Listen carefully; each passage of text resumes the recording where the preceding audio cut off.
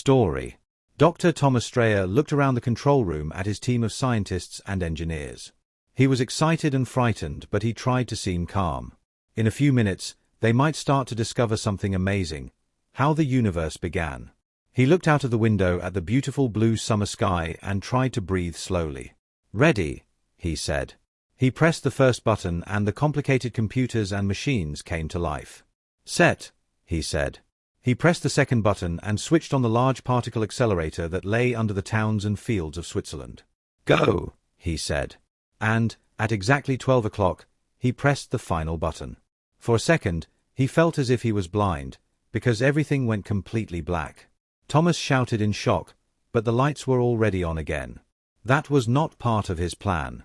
He had no idea what had just happened. "Everybody, check the systems," he ordered. But nothing seemed to be wrong with them.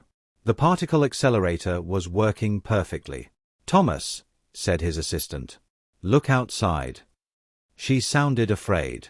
The perfect summer's day of 5 minutes ago had gone. Instead, the sky was darker than the blackest night. But that wasn't the worst thing. The sun wasn't there, and the moon and stars were also gone. People were shouting and screaming. They started calling their families on the telephone because they were afraid they had all gone too. Thomas felt as if it was hard to breathe, but he counted to 10 and tried to breathe slowly. He sat at the main computer and started reading the information and numbers from his experiment. But he couldn't find anything to explain what was happening.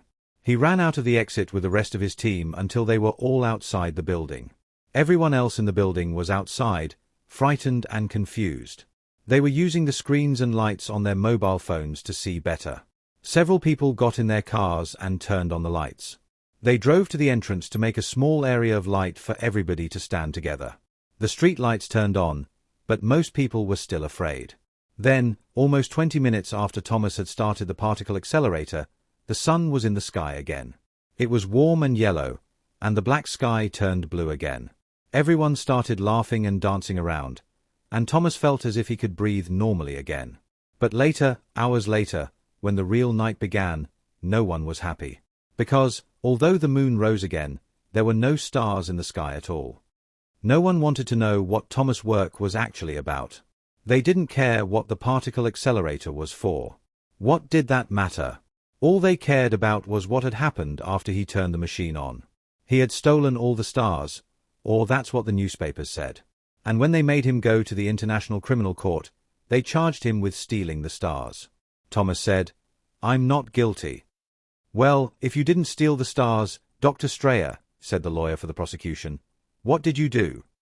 "If you're asking about my work," said Thomas, "we didn't do anything. We showed that the machine was working, that's all. Taking the stars from the sky seems like nothing to you." The lawyer looked around at the people in the court. "No one here would think it's nothing. No one in the world would think it's nothing." "That's not what I meant," said Thomas. "But I can tell you this. When the machine started, there were suddenly no photons in the test room." "What? Photons? We aren't all scientists here. Speak simple English, Dr. Strayer."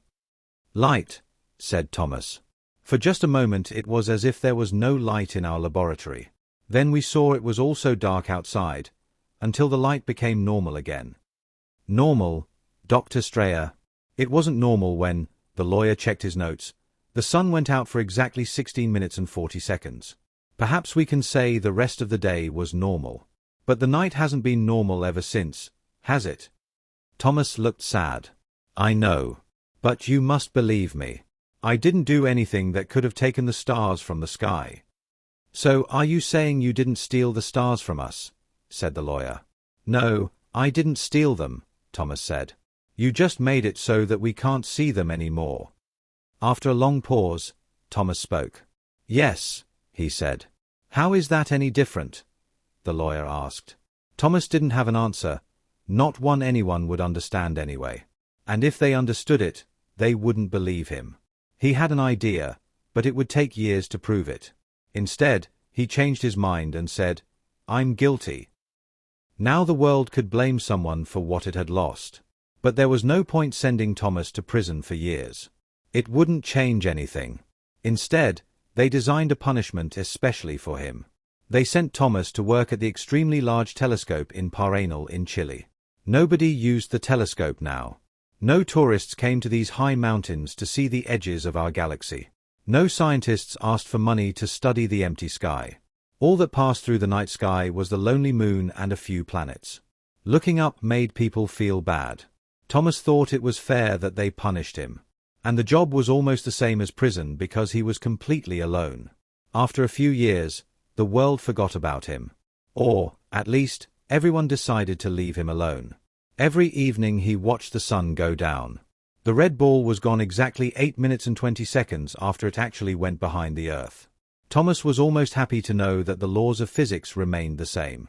Light still traveled at the same speed as it had always traveled. He hoped it meant he hadn't changed the universe that much. We know there is a speed light travels at, he thought, so perhaps the dark travels at the same speed. Of course, there was no way to prove his idea. Not yet. And, alone in the mountains, Thomas had nobody to share his idea with anyway. High in the mountains of Chile, Thomas continued to watch the night sky. With the enormous telescope, he looked at the same place in the empty sky every night, even though there was nothing to see. And each day as the sun went down, he thought of the song his parents sang to him as a child. Starlight, star bright. First star I see tonight.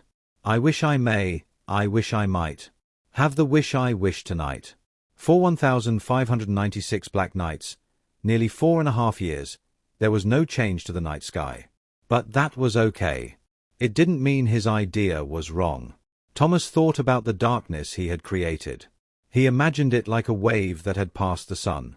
Now, maybe, it was continuing out towards the edge of our galaxy and further, to the stars. It would take 1,596 nights to pass the nearest star. It would take 1,596 more nights for that star's light to come back to Earth. If the wave was real, of course. If his ideas were correct. If he was wrong, the stars were really gone forever. And then one night 1,596 nights later, almost 9 years after that terrible day, Thomas looked up from his telescope. There was Alpha Centauri twinkling back at him from the night sky. The first star. He felt tears in his eyes and he made a wish. And he imagined millions of other people were making their wishes too.